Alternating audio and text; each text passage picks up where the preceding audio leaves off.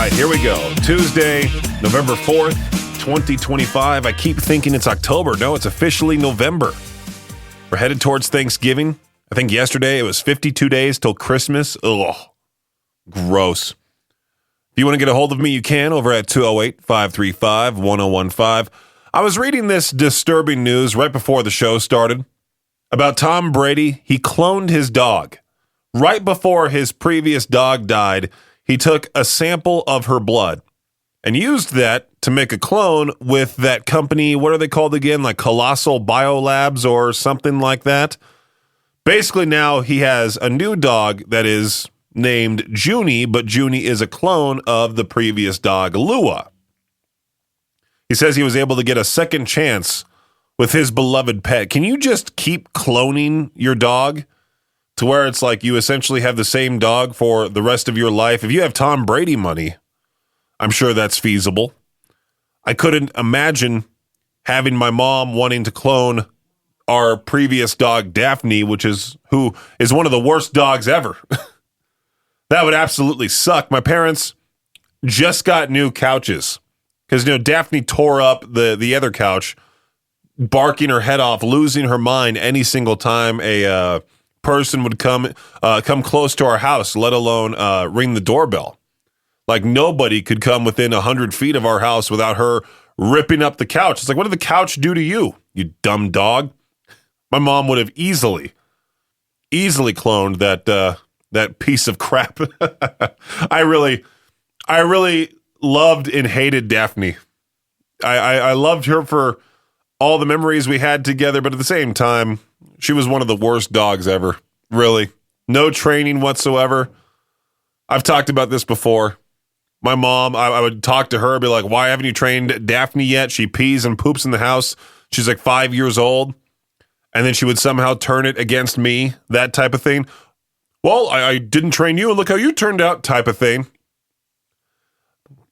I can't imagine my mom cloning Daphne. I really can't. Anyway, Peach's Pit Party will return here in just a few. There are some nights where I just can't go to bed, and I started using melatonin. And now it pops up all over my feed today that melatonin is linked with a higher heart failure rate in this preliminary study. What did I see earlier? It was like linked, or it caused a 90% increase or something crazy like that. Yeah, the study said using melatonin for a year may be linked to a 90% higher risk of heart failure. You best believe when I go home tonight, I'm just going to take that bottle, throw it away. If I can't sleep, I can't sleep. It's my fault for staring at a screen all day, eating poorly, potentially not exercising. I feel like if another night comes around where I can't go to bed, I might just go on a late night walk or something like that to really just help out, get myself tired rather than, take a pill that makes me fall asleep now. Then all of a sudden heart failure pops up. That's the last thing I need. Peach's Pit Party right here on K-Bear 101. The billionaire businessman who is credited with inventing the frozen burrito, Dwayne Roberts. He passed away at 89 years old. He, basically entered the food industry, came up with the frozen burrito back in 1956. Where's my old car horn at? 1956. And now imagine having one of the first frozen burritos. What that would have been like back in the 50s. When was the microwave invented? 1845. I had to do a quick Google search there real fast. Not 1845, 1945. 1845. Did I say 1845? I don't know. It's 1945, October 8th, 1945. When did microwaves come out for home use? 1955.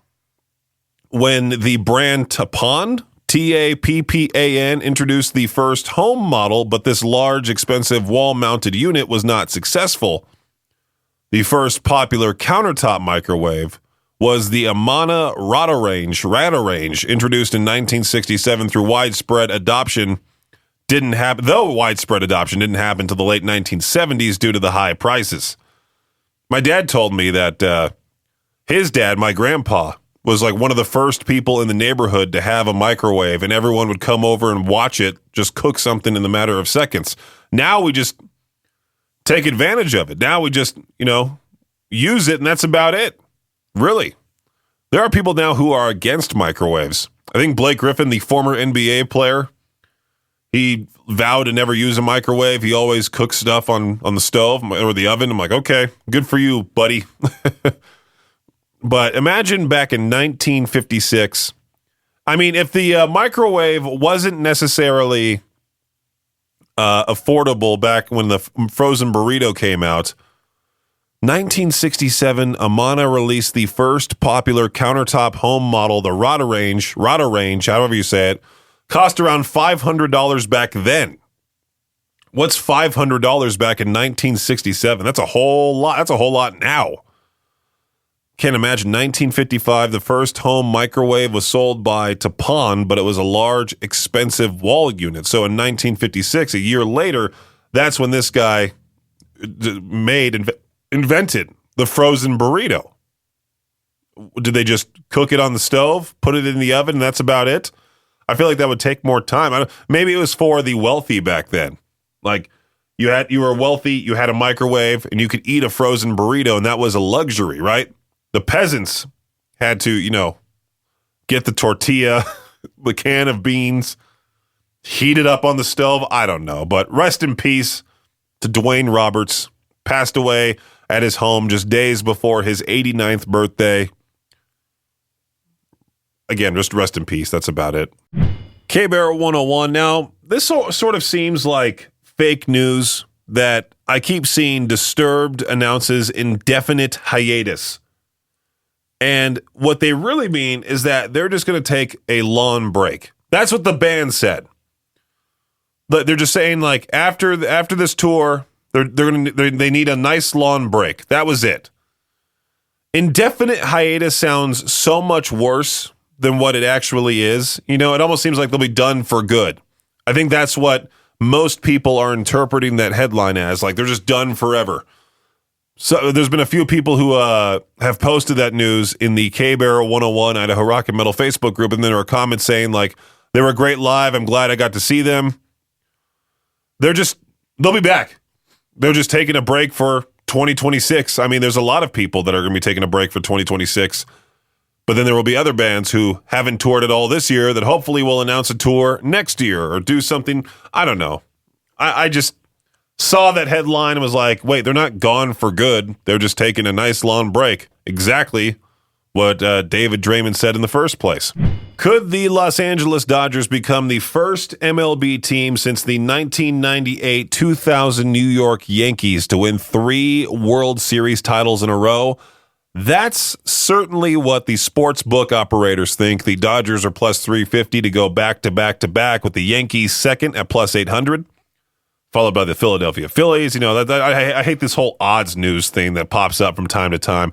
Just know that the Dodgers more than likely will three-peat, hopefully. Barry Bonds and Roger Clemens were among the best players in their era because of steroid controversy. Neither player is in the Hall of Fame.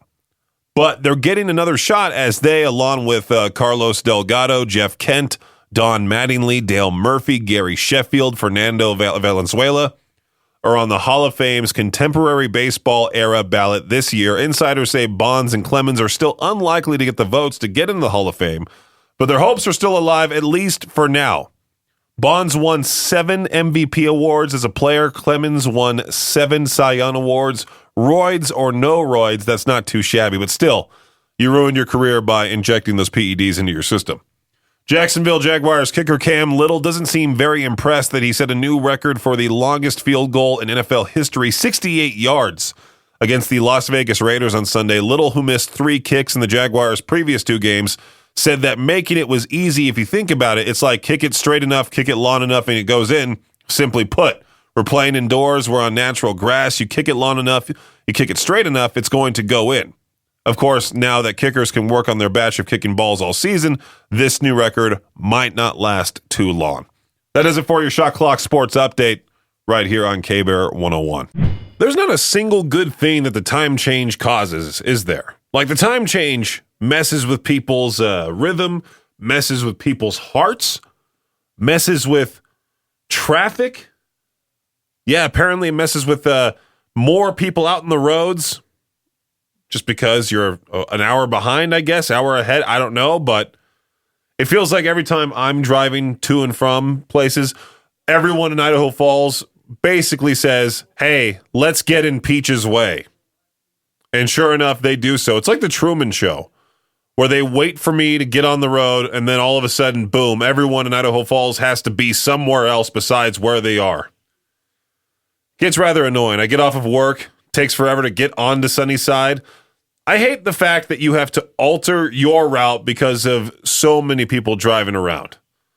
Yesterday, I decided to get some cookies at Chick-fil-A. They have that bag of cookies. You buy like 6 of them. It's $9 for 6 of their cookies. Still kind of pricey, but almost worth it. But for me to go from Chick-fil-A to Rexburg, it was 46 minutes. And there was one street that's one lane. I had to go cut through the neighborhood, get around the whole thing. It's a nightmare. It really sucks being off at 5. Like when my shift was 9 to 6, 10 a.m. to 7 p.m., it was better. But when you're off at 5, so is everybody else. When you get to work right at 8, everyone else, for the most part, gets to work around that time as well. This morning, it felt like it was the Truman Show. Had to left my neighborhood, go to this one street. There's nobody coming. I finally get to that street. All of a sudden, 10 cars all at once decide to get in my way. Should put that fake siren on the top of my car, get everyone to leave. It's always great when you drive behind a police car and their lights are on. They clear the path for you. No, I'm kidding. Don't do that. Don't take me seriously. I just simply don't know what to think of this. Food companies, they just can't resist combining two foods designed for the Thanksgiving table into one. Kraft has announced a new limited edition apple pie flavored mac and cheese. Yeah, the company says mixes cheese, apple, and cinnamon flavors for a shockingly delicious. If you have to use the phrase shockingly delicious, I don't think it's meant to be paired with each other. Apple pie flavored mac and cheese. You're going to get some gross looks with that one. Oh, what are you having for lunch today? Oh, I'm having some apple pie flavored mac and cheese. Excuse me? Did you partake in a certain activity beforehand? And that's why this sounds good to you? Don't knock it till you try it, Peaches. I already know I wouldn't like it. I don't know how I'd feel about those people who decide to ruin the apple pie by putting cheese on top of the apple pie, That for some reason is a delicacy to some people. Not most, just some. If you do want to try apple pie flavored mac and cheese, it's available at Walmart now through Thanksgiving. I guess we'll have to do Victor Eats with this one and potentially get it on video and put it on our socials at KBear 101 FM. Now, I would never really consider myself out of touch. I am not able to keep up with the phrases that the kids say these days. I'm not around kids. Maddie is the youngest person I know, and she was born in the year 2006. Works right across the hall, talks to me all the time. Says most of the phrases that the young people are saying, like "I know ball" and that 6-7 phrase that people are still wondering exactly what that is. But People Magazine, they posted their Sexiest Man Alive award. They basically announced who is their Sexiest Man Alive. And it's this dude named Jonathan Bailey. Never heard of him in my entire life. Apparently he's in Wicked, he's in Bridgerton, he's in Jurassic World Rebirth. So the only thing I could possibly see him in is Jurassic World Rebirth. Bridgerton, yeah, never watched that, nor do I plan on it. Wicked, no thank you. That's the unfortunate thing is my girlfriend is huge into romance and, musicals, and I cannot stand musicals. I really can't. I despise, loathe musicals. I think if you're watching something and all of a sudden they break out into one of the worst songs you've ever heard, I will turn it off. Musicals, never good. Never, ever, ever good. And she doesn't like horror movies. I love horror movies. So sometimes we have to come up to this agreement. Well, right now we're on this binge of classic films neither of us have seen. We've watched Back to the Future Part 1 and 2. We'll move on to 3 tomorrow, and then I think after that we might just see what other classics there are that we both have not seen. I should have a long list going from my previous to Peach Their Own Questions of listener-recommended movies that I've done in the past. Also, my To Peach Their Own Question for later this afternoon. It's what's your comfort movie or show when life gets heavy? So there's that. If you want to answer ahead of time, you can over at 208-535-1015. I was talking about this with my friends recently, that there was some stuff that was overblown in TVs and movies back in the day that you think about now, you're like, I've never once encountered that. Quicksand. You saw every person battling quicksand. They somehow start thinking, oh no, quicksand. They have to rescue themselves, to rescue each other out of there. People offering me drugs. Usually they keep those to themselves, right? Or you have to pay for those. Getting lost in the Bermuda Triangle. That was a huge thing. Maddie, what are you staring at? All I heard was offering you drugs. Oh, that's what you heard. You heard drugs and you immediately were summoned. Yeah, pretty much. The Maddie kid. What up, him? Joining me in studio. I was talking about problems that were overblown back in the day, like quicksand. Yeah, Never once. I was worried I was going to die if I, ever step foot in your sand. So Right. I get it. I get the hype. Has anybody ever offered you drugs, Maddie? Unfortunately, no. Oh, right. Getting lost in the Bermuda Triangle, that was a big thing. I don't think I've had that. I haven't had that worry. Another thing is the free candy van. Never seen one of those, right? Never have, but I was worried one fateful day, one of those vans were going to pull up and said free candy, and I was never going to be seen ever again. Oh, you're going to be that person, even though you were taught to say no to strangers. You were going to be that person. Were you shown those videos quite a lot as a kid? Like the PSAs that are fear-mongering? Horribly acted, like those horrible actors going like, hey, kid, why don't you come in? I got some candy. Yeah, I know your mom. Yeah. And you know what? That striked fear into my little 8-year-old heart. I was worried I was going to get taken away by some man in a free candy van. Did you have the DARE program as well? Yep, and my mom still teaches it. Good, okay. So the kids can see the horrible effects of drugs. Yep, don't do drugs, kids. Drugs are bad. Yeah, well, I found out earlier on in the show that melatonin now linked to like 90% increase in heart failure. Oh, no. So I'm no longer taking melatonin. Oh, dude, we may both be cooked, I'm afraid. I've only taken it a couple of times compared to some people that I know. Yeah, I know some melatonin fiends out there. I'm not a big melatonin taker. There's like a substitute for melatonin that's pretty good, and that knocks me out.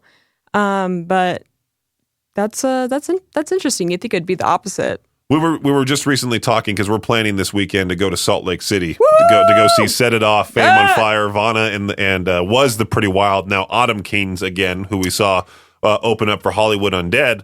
But we were talking about how you're going to try to drive home the night of the show, and I was like, you don't want to go home at like 1 in the morning. I've done it before, and let me tell you, it was not fun. It's not fun at all. No, it's one of the worst things you could do. So yeah, I probably will spend the night, but I got to bounce in the morning because Maddie's got brunch with her grandma. With Grandma Kid. Grandma Kid. Shout out to her. Does her car horn sound something like this?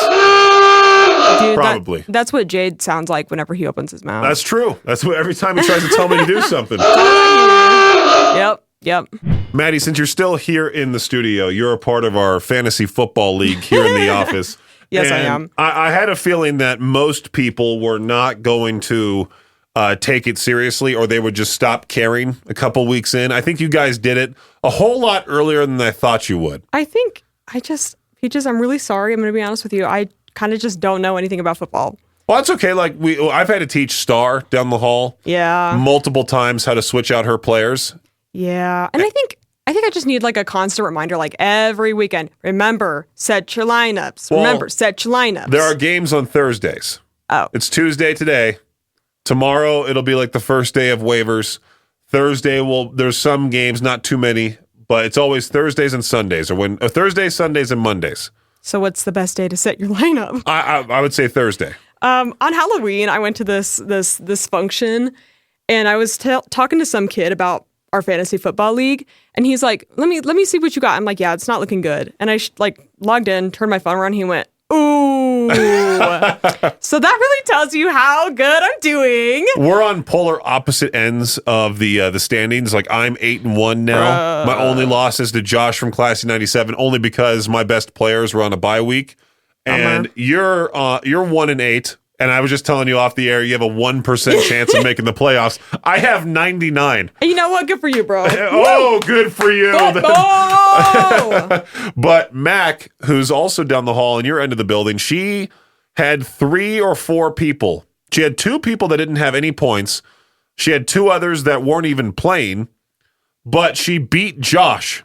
How? With 4 players, because 2 of her players had 80 points together.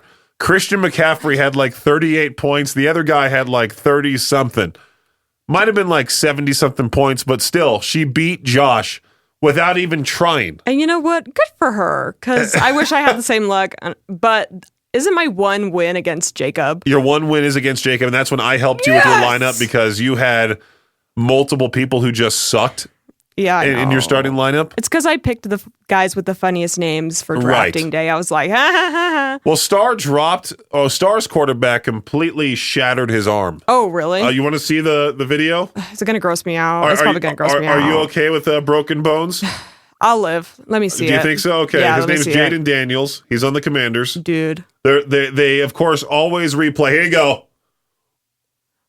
Ooh. Yeah, that's his arm going completely back, Maddie. Dude, that's nasty. Yeah. That sucks. Football. Football. Yeah. You know, fun-sized candies, for the most part, they're not fun. They're just like little samples of the candy that you potentially want to try more of, right? That's how I feel about them. They're like free Costco sample size. You get like a quarter size 3 Musketeers. You're like, okay, that was decent. Now, can I get a real candy bar, please? Usually on Halloween, you would hunt for those houses that would give out full-size, giant, king-size. I think they're called king-sized chocolate bars. But, you know, now trunk or treats are predominantly what people go to. I don't know if they hand those out there or not, but yeah. Don't get me started on those trunk or treat events again. Those things, I hate those things. They kill Halloween. They just promote a business and that's about it. Just have it be door to door October 31st like it should be. That's about it. But anyway, the only fun size candy that I thoroughly enjoy are Nerds. You know those tiny little boxes? I will open those, pound those like a shot, drink them like a shot, eat them all. Man, they're good. We have some leftover Halloween candy in the break room. I just walked over there to use the restroom because the break room is right by the restroom. And I look inside the giant basket of candy, and sure enough, the Nerds are right there. Haven't had those in quite some time. I might need to grab another little box there. Let's do some Windwalkers now. Hereditary on K-Barrel 101. A Florida woman by the name of Lori Green found herself in a very bizarre situation where she had to convince the state that she is not the owner of a garage repair company. Not many people can say they've been in that position, but Lori kept receiving mail for a company called Level Garage Door LLC that listed her home address. She also noticed a lot of cars were driving up to her house and then driving away, so she looked up the company online, found a website listing her home as the business's address, even provided driving directions to get there. Lori also called the business, but was hung up on as soon as she asked why her address was being used for the business. So she reported the fraud to the Florida Department of State. Something's fishy going on with this business here, by the way. Don't just hang up on somebody like that. Hey, why are you using my address? Ding. She reported the fraud to the Florida Department of State, had to prove she owned her home. Records show the state recently dissolved the company because it does not have a license to install garage doors, but the website with Lori's address is still live, so she may continue to receive mail. It's kind of like when I kept getting these calls. Now, I for the most part, spend most of my mornings in the Cannonball 101 studio. That's where I go while Victor does his morning show in here, and then when 10 a.m. rolls around, Victor's out of here and in his office, I go into the K-Bear studio. But when I'm in the Cannonball 101 studio, the phone number in there used to be listed for a cab company or something like that. For some reason, I think it was listed. I ended up finding out that the phone number was listed for this specific cab service for Yellowstone. And I was getting all these people asking for a taxi cab. And so I would answer the phone going, Cannonball, what's up? And they would go, Cannonball, what? What? And they would just be all confused. And most of them would just hang up after a brief moment of silence, not realizing who they called. But luckily, we got that fixed. Just reminded me of that whole situation with today's What the Headline right here on K-Bear 101. Now, what would you do in this situation? Imagine checking your bank account. All of a sudden, your paycheck went from, $1,400, $1,500 to all of a sudden $87,000. This factory worker in Russia, he was accidentally given $87,000.